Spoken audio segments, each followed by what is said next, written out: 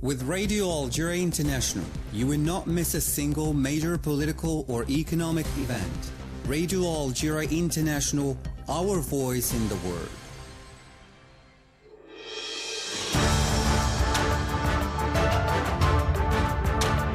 This is the English service of Radio Algeria International. It's time for the news. Algeria has held the outcomes of the 16th session of the Technical Committee of Defense and Security of the African Union held in Accra, Ghana. As the International Court of Justice considers illegal Israel's occupation of the Palestinian territories, the Israeli army pursued its airstrikes on Gaza, killing and wounding scores of Palestinians. The army has heavily deployed in the major cities after another day of deadly clashes between student protesters and the police, leaving at least 105 people dead and 300 police officers injured in Bangladesh.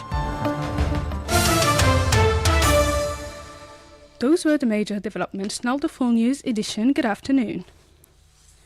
Representing the President of the Republic, Mr. Abdelmajid Tebboune, the Speaker of the National People's Assembly, APM, Mr. Brahim Boughali, led parliamentary delegation to the celebration of the 45th anniversary of the Sandinista revolution in the Republic of Nicaragua. The official ceremony was held in the capital Malaga in the presence of representatives of countries friendly to the Republic of Nicaragua. Speaking on the occasion, Mr. Boughali said he had been asked by the President of the Republic, Mr. Abdelmajid Tebboune, to convey his greetings and reaffirm the depth of the friendly and political relations between the two peoples and the two countries, which aspire to promote them in the economic and cultural fields. The Speaker of the APN congratulated the President and people of the Republic of Nicaragua on the occasion, wishing them further progress and prosperity. Since his arrival on July 17th, Mr. Boughali held a series of meetings with senior officials, including the President of Nicaraguan National Assembly and the Vice President of the Central American Parliament. During the meetings, he highlighted the ties of friendship between the two peoples and the two countries, and welcomed the common positions, particularly with regard to the issues of liberation and decolonization. The Palestinian and Sahrawi issues featured in all the bilateral talks, given that the two countries share the same anti-colonialist vision.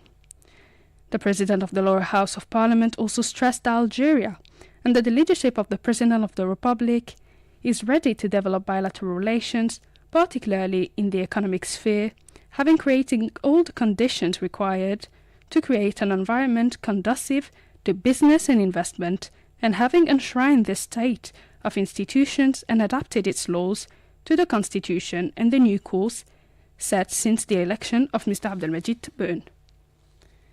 The Independent National Elections Authority, ANI, has released a decree setting out the terms and procedures for the access to the audiovisual media and for media coverage of candidates in the upcoming September 7th presidential election. Majid Mila has the details. It concerns all public and private audiovisual media activated under Algerian law with legal authorization, as well as other private audiovisual media whose programs are legally broadcast in Algeria, including audiovisual activity via the Internet. The decree also sets out the procedures for the media coverage of the candidates by the newspapers and electronic media, as well as the announcement of candidacies via social networks. Under the terms of the decree, the broadcast media undertake to ensure fair access to all the presidential candidates, notably through direct and exclusive expression within the framework of public service missions via the public broadcast media in an equitable and equal manner with regard to time slots and to sequence of speakers, bearing in mind that the allocation of time slots for direct expression to candidates is assured by ANI in coordination with the Independent National Broadcasting Regulatory Authority. The same text also requires the audiovisual media to guarantee candidates or their representatives equitable participation in scheduled programs. The media are also required to guarantee a fair media coverage of the activities of candidates during the election campaign and must likewise guarantee the right of reply within the allotted deadlines in line with the law. Entrusted by the President of the Republic, Abdelmajid Tebboune, the Prime Minister Nader Herbawi is travelling to the capital of Ghana, Accra, to take part in the 6th biannual meeting between the African Union, the regional economic communities, and the regional mechanisms. A communiqué issued by the Prime Minister's office indicated that the high-level meeting will be devoted to strengthening coordination and cooperation between the African Union, the regional economic communities, and the regional mechanisms in various areas, with a view to supporting efforts aimed at maintaining peace and security and accelerating the path of development and economic integration at the continental level. Algeria has held the outcome of the 16th session of the Technical Committee of Defense and Security of the African Union held in Accra, Ghana. Majid Bila has more details in this report. Addressing the 45th session of the African Union Executive Committee, the Minister of Foreign Affairs and the National Community Abroad, Ahmed Attaf, hailed the recommendations designed to speed up the activation of the African Force on standby. He expressed satisfaction at the announcement made by the African Union Commission about the operationalization of the capacity of North Africa, which is part of the African Force's 5 regions. In this respect, the Foreign Minister stressed that the announcement was made in the wake of inspections carried out by United Nations and African experts of the various components of the African Force and of the logistic, civil and military capacities at its disposal and which meet the international standards. He said that the achievements made by the regional capacity of North Africa deserve to be encouraged, while affirming that its availability will pave the way for the activation of the Continental Project as a mechanism much needed by Africa to face up to the increasing security threats and conflicts. Algeria's diplomacy chief called for the adoption of the report and the joint draft resolution and the settlements of all obstacles still hampering the activation of the standby African force, notably the Memorandum of Entente, which is due to be concluded by the African Union Commission and the African Forces 5 regions. Meanwhile, the Foreign Minister Ahmed Attaf has had a series of meetings with his African counterparts, notably from South Africa, Nigeria, Ethiopia, Zimbabwe, Congo, Sierra Leone and the DRC. The meetings mainly focused on the issues set on the agenda of the African Union Executive Council, as well as on major regional and international issues. As the International Court of Justice considers illegal Israel's occupation of the Palestinian territories, the Israeli army has pursued its airstrikes on Gaza, killing and wounding scores of Palestinians. Palestinian sources said over 70 people were killed in the Israeli bombardments carried out for the past 48 hours against various parts of the enclave, including the camp of Nusayrat in the central part of the territory, as well as Gaza and its surrounding areas. This rose over 38,900, the number of people killed since Israel launched its operations in Gaza about 10 months ago. Meanwhile, the International Court of Justice called for an end to be put to Israel's occupation of the Palestinian territories it considers illegal. Judge Nawaf Salem, who presided over the UN's top court, declared illegal Israel's continuous presence in the Palestinian territory since 1967, saying it must stop as soon as possible. The court reaffirms, as it did in its whole advisory opinion, that the Israeli settlements in the West Bank and East Jerusalem and the regime associated with them have been established and are being maintained in violation of international law. He denounced the policies and practices carried out by Israel with the aim of definitely securing the Palestinian territories' annexation. The court comes to the conclusion that Israel's policies and practices, including the maintenance and expansion of settlements, the construction of associated infrastructure and the wall, the exploitation of natural resources, the proclamation of Jerusalem as Israel's capital, the comprehensive application of Israeli domestic law in East Jerusalem, and its extensive application in the West Bank, entrench Israel's control of the occupied Palestinian territory, notably of East Jerusalem and of Area C of the West Bank. These policies and practices are designed to maintain in place indefinitely to remain in place indefinitely and to create irreversible effects on the ground. Consequently, the court considered that these policies and practices amount to annexation of large parts of the occupied Palestinian territory.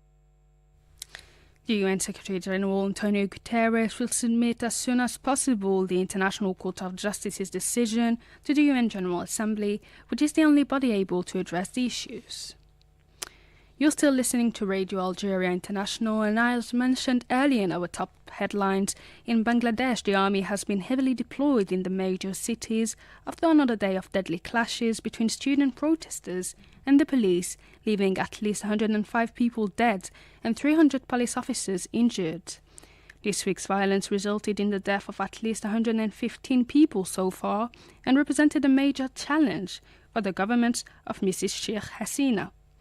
A government curfew came into force at midnight, and the Prime Minister's office asked the army to deploy troops after the police again failed to control the unrest. Mrs. Hasina's press secretary, Naeemul Islam Khan, said that the government decided to impose a curfew and deploy the army to help the civil authorities. A police spokesman said in addition, at least 300 police officers were injured in clashes with demonstrators in several parts of the capital, Dhaka. The streets of the capital, Dhaka, were almost deserted at dawn, with troops on foot and unarmed personal carriers patrolling this sprawling megalopolis of 20 million inhabitants. The President of the Republic of Tunisia, Kais Saied, has officially announced his candidacy for the presidential elections of October 6, 2024. He made the announcement in the southern city of Borj El Khadra.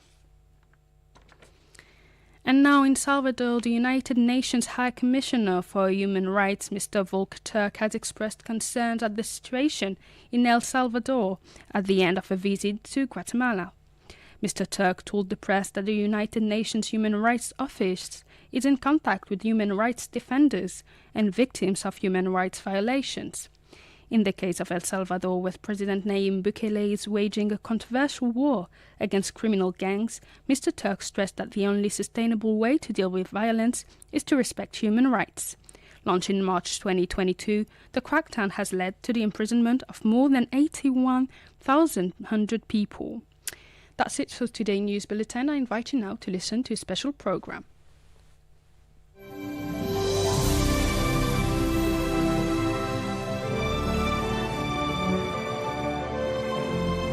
Welcome to your weekly program, Destination Algeria. I'm Jamal Samani. There are a number of great destinations in Algeria just waiting to be discovered.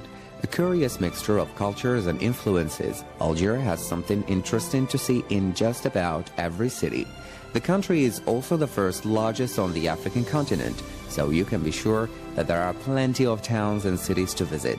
Let's visit Algeria's fascinating destinations, you and I, together.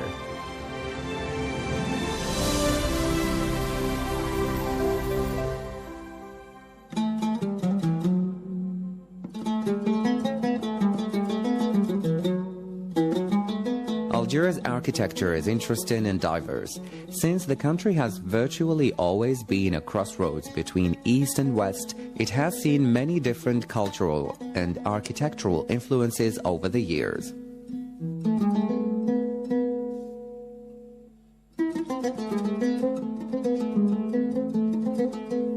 In ancient times, Algeria's strategic position meant that the major military powers of the time would do their utmost to gain control over it. As a result, Algeria has seen Phoenician, Roman, Vandal, Byzantine, Arab, Turk, and French invasions, each leaving their own distinctive influence on the country.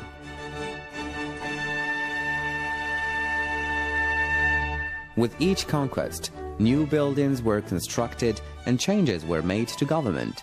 Whilst not all these ancient cultures have a significantly notable bearing on the architecture in Algeria today, there are a few who have. The most notable is that of the Arab invasions, which has perhaps had the most lasting and extensive effect.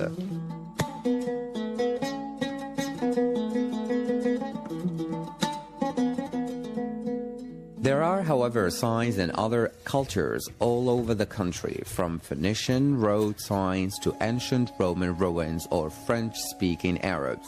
Most find that the best place to start a tour of the country's architecture is in Algiers.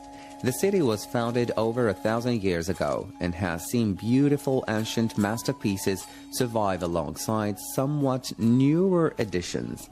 The old part of the city is the best place to head if you want to see historical buildings.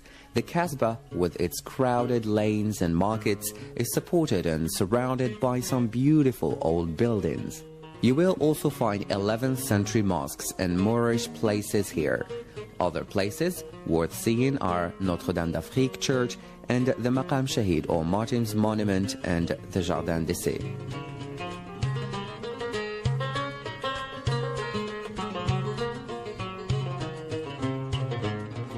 Once you've seen all you can in Algiers, you might try a tour of the surrounding towns as you head out towards Timgad. Timgad features a number of beautiful and important Roman ruins.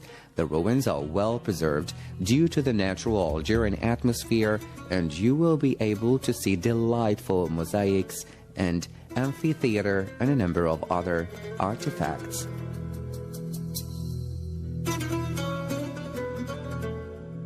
Other interesting architecture in Algeria features French colonial-style fortresses, unique rounded mud huts in rural areas, and ancient colossal Arab-styled homes.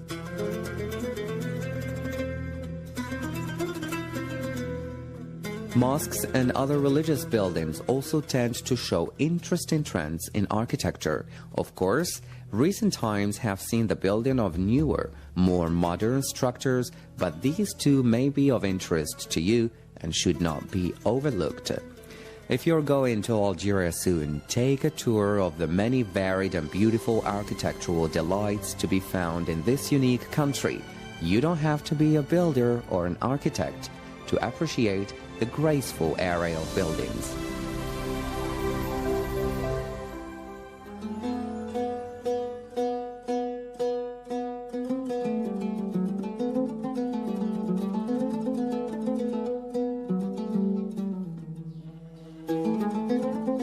With Islam being the dominant religion of Algeria, it comes as no surprise that the majority of the country's sacred and religious sites are connected to the Islamic faith. One or more mosques can be found in virtually every Algerian town and city, while the